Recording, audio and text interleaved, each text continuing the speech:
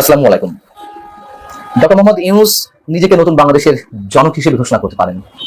Doctor Mohammad Yunus নিজের সম্মান বাড়িয়ে বঙ্গবন্ধুর সম্মান কমিয়ে তার সমপর্যায়ে যেতে পারেন বা তাকে সেই পর্যায়ে নিয়ে যাওয়ার একটা চেষ্টা সরকারের পক্ষ থেকে রয়েছে। এটি আমাদের সামনে দিনে দিনে স্পষ্ট হচ্ছে। তিনি যে তার রিসেট বাটনের মাধ্যমে মুক্তিযুদ্ধের সব ইতিহাস মুছে ফেলার চেষ্টা করছেন, এরকম অভিযোগ দীর্ঘদিন ধরে রয়েছে। আমাদের মনে হয় আবার এই ধারণার মধ্যে আর সীমাবদ্ধ থাকতে চলবে না, আমাদের ধারণাকে সম্প্রসারণ করা প্রয়োজন। প্রিয় দর্শক, আপনারা জানেন যে সরকারের যে নতুন অধ্যাদেশ জারি করা হয়েছে মুক্তিযোদ্ধাদের বিষয়ে, সেখানে বঙ্গবন্ধু শেখ মুজিবুর রহমান, সৈয়দ নজরুল ইসলাম, তাজউদ্দিন আহমেদ, কামরুজ্জামান, ক্যাপ্টেন মনসুর আলীর মতন যারা মুক্তিযুদ্ধের সংগঠক নেতা, তাদেরকে মুক্তিযোদ্ধা হিসেবে তালিকা থেকে তাদের নাম বাদ দেওয়া হচ্ছে, তাদেরকে উল্লেখ করা হচ্ছে মুক্তিযুদ্ধের সহযোগী শক্তি। ডক্টর মোহাম্মদ ইউনূস কিভাবে নিজেকে জাতির জনক নতুন বাংলাদেশের জনক ঘোষণা করতে পারেন অথবা বঙ্গবন্ধু সমপর্যায়ে যাবেন, আমি সে বিষয়ে একটু ব্যাখ্যা করবো। তার আগে এই গেজেটটা সম্পর্কে তো আপনারা নিশ্চয় জানেন। তো এই গেজেটে বলা হচ্ছে যারা রণাঙ্গনে সরাসরি অস্ত্র হাতে যুদ্ধ করেছেন কেবল তারাই মুক্তিযোদ্ধা। এখন বিএনপির প্রতিষ্ঠাতা জিয়াউর রহমান, সাবেক রাষ্ট্রপতি, তিনি তো অবশ্যই কমান্ডার ছিলেন, তার অকথ্য সাহস সম্পর্কে আমরা জানি, তিনি তো সেই হিসেবে মুক্তিযোদ্ধা। এই জন্য বিএনপি এখন কিছু বলবে না। তবে এগুলো যে আমাদের জন্য কতটা বুমেরাং তা বোধ হয় বিএনপি বুঝতে পারছে না। একটা যুদ্ধের সর্বাধিনায়ক তিনি মুক্তিযুদ্ধ হবেন না, মানে ধৃষ্টতা ফাজলামত একটা সীমা আছে। মুজিবনগর সরকারকে এই গেজেটে স্বীকৃতি দেওয়া হয়েছে, নতুন যে অধ্যাদেশ। আবার সেই মুজিবনগর সরকারের যে ঘোষণাপত্র ছিল, সেই ঘোষণাপত্রে কি বলা ছিল শেখ মুজিবুর রহমান সম্পর্কে, বঙ্গবন্ধু সম্পর্কে? সেখানে বলা ছিল যে প্রেসিডেন্ট নবগঠিত বাংলাদেশ সরকারের সকল আর্মড ফোর্সেসের সুপ্রিম কমান্ডার, এবং এর সরল অনুবাদ হলো সর্বাধিনায়ক।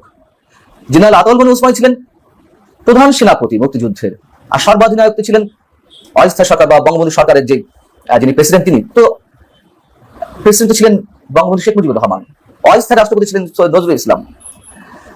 কি ধরনের ব্যাখ্যা আমরা দাঁড় করাচ্ছি যে অস্ত্র হাতে যুদ্ধ না করলে তিনি মুক্তিযোদ্ধা নন।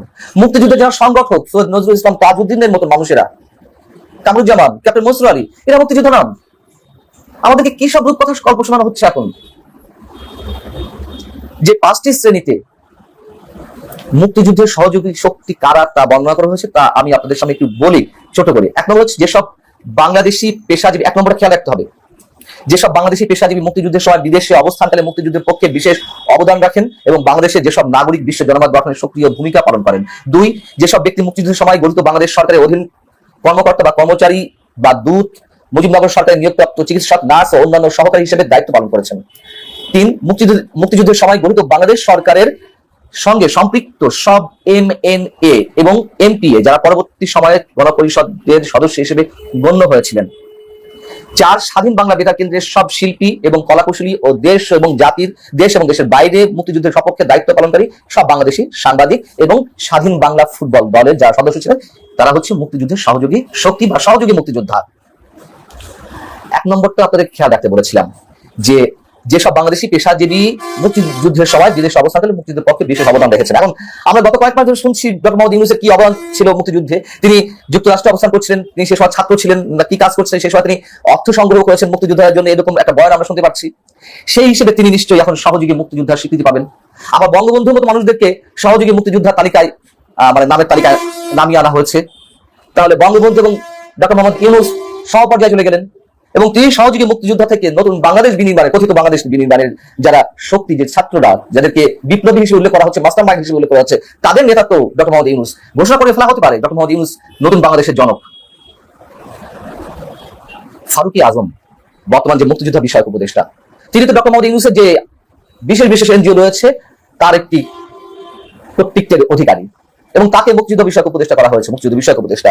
এই ফারুকী আজম হতে পারেন তিনি বীর উত্তম বা বীর প্রতীক, কিন্তু আহমদ সফরের একটা কথা আছে, সব মুক্তিযোদ্ধাই সবসময় মুক্তিযোদ্ধা নয়, একজন রাজাকার সবসময়ের জন্য রাজাকার। আমি আর এর চেয়ে বেশি কিছু বলতে চাই না।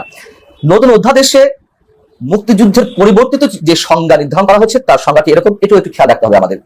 মুক্তিযুদ্ধ অর্থাৎ 1971 খ্রিস্টাব্দের 26শে মার্চ হতে 16ই ডিসেম্বর পর্যন্ত একটি স্বাধীন গণতান্ত্রিক রাষ্ট্র হিসেবে বাংলাদেশের জনগণের জন্য সাম্য, মানবিক মর্যাদা, সামাজিক ন্যায় বিচার প্রতিষ্ঠার আকাঙ্ক্ষায় হানাদার ও দখলদার পাকিস্তানি সশস্ত্র বাহিনী এবং তাদের সহযোগী রাজাকার আল-বদর, আল-শামস, তৎকালীন মুসলিম লীগ, জামায়াতে ইসলামী, নেজামে ইসলাম এবং দালাল ও শান্তি কমিটির বিরুদ্ধে যুদ্ধ, এটা হচ্ছে মুক্তিযুদ্ধ। এর আগে সরকার ঘোষিত যে মুক্তিযুদ্ধের সংজ্ঞায় যা বলা হয়েছিল, যে ব্যাপ্তি ছিল তা এখানে অনেকটা কমিয়ে আনা হয়েছে, কিন্তু লক্ষ্য রাখার মতো বিষয় এখানে জামাতে ইসলামী শব্দটা উল্লেখ করা হয়েছে। আর অনেকের মতন জামাতে ইসলামের বিরুদ্ধে যে যুদ্ধ সংগঠিত হয়েছে সেটা এই মুক্তিযুদ্ধ। এইবার কি করবেন? জামাতে ইসলামী কি যুদ্ধাপরাধ সংগঠন হিসেবে তার বিচার করা হবে? নিশ্চয়ই খুব শীঘ্রই আমরা দেখতে পাবো নতুন কোন গেজেট প্রকাশ করা হয়েছে যেখান থেকে এই জামাতে ইসলামের নাম বাদ দিয়ে দেওয়া হচ্ছে। এই যে দুঃসাহস, মুক্তিযুদ্ধকে নিয়ে নানান ধরনের খেলা আমরা খেলতে দেখছি এই সরকারকে, এর এখতিয়ার তাদেরকে কে দিয়েছে? সুপ্রিম কোর্টের যে রেফারেন্সের মাধ্যমে এই সরকার গঠিত হয়েছে, যদিও সেটা নিয়ে এর মধ্যে বিতর্ক সৃষ্টি হয়েছে, সেটা অন্য বিষয়। তো সেই রেফারেন্সে বলা রয়েছে যে এই অন্তর্বর্তী সরকার কেবলমাত্র দৈনন্দিন কাজ পালন করবে। তাহলে এত বড় বড় ইস্যুতে কেন এই সরকারকে হাত দিতে হবে? এই সরকারে যারা উপদেষ্টা রয়েছেন তাদের কেউ কেউ মুক্তিযোদ্ধা হিসেবে স্বীকৃতি পেয়েছেন, যেমন ব্রতির নির্বাহী পরিচালক, এখন এই মুহূর্তে যিনি সমাজ কল্যাণ মন্ত্রণালয়ের দায়িত্বে উপদেষ্টা দায়িত্বে রয়েছেন, শামীম মুর্শিদ, তিনিও ৭১ রণাঙ্গনে গান গিয়ে বেরিয়েছেন, মুক্তিযোদ্ধাদের মনোবল বৃদ্ধি করেছেন, তিনি মুক্তিযোদ্ধা হিসেবে স্বীকৃতি পেয়েছেন। তার মুক্তিযোদ্ধা উপাধিটা তো থাকছে না, তিনি হয়ে যাবেন মুক্তিযুদ্ধের সহযোগী। প্রশ্ন করতে চাই, একজন মুক্তিযোদ্ধা হিসেবে বা মুক্তিযোদ্ধা উপাধির চেয়ে এটা সরকারের সামান্য একটা উপদেষ্টা পদ তাদের চেয়ে বড়? শামীম মুর্শিদের সঙ্গে আমার খুবই ভালো সম্পর্ক, ব্যক্তিগত সম্পর্ক।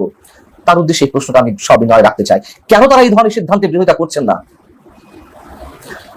এই যে বাজেট, এই বাজেটে একটি বিষয় সংযোজিত হয়েছে, আপনারা নিশ্চয়ই খেয়াল করেছেন, নোবেল পুরস্কারের অর্থ আয়কর মুক্ত থাকবে।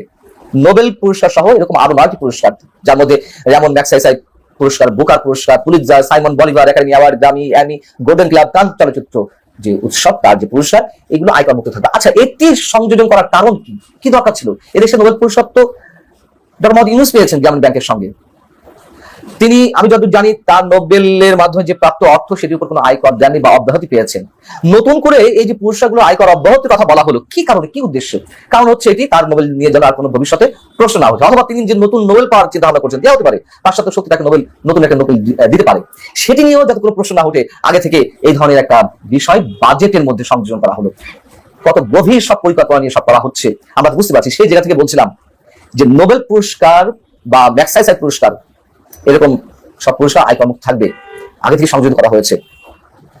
তাহলে আমরা খুব স্পষ্ট ধরে নিতে পারি ডক্টর মোহাম্মদ ইউনূসও সহযোগী মুক্তিযোদ্ধা হিসেবে স্বীকৃতি পেতে যাচ্ছেন, আর বঙ্গবন্ধুর যে স্ট্যাটাস সেটি নামিয়ে আনা হলো, সমপর্যায়ে নিয়ে যাওয়া হলো।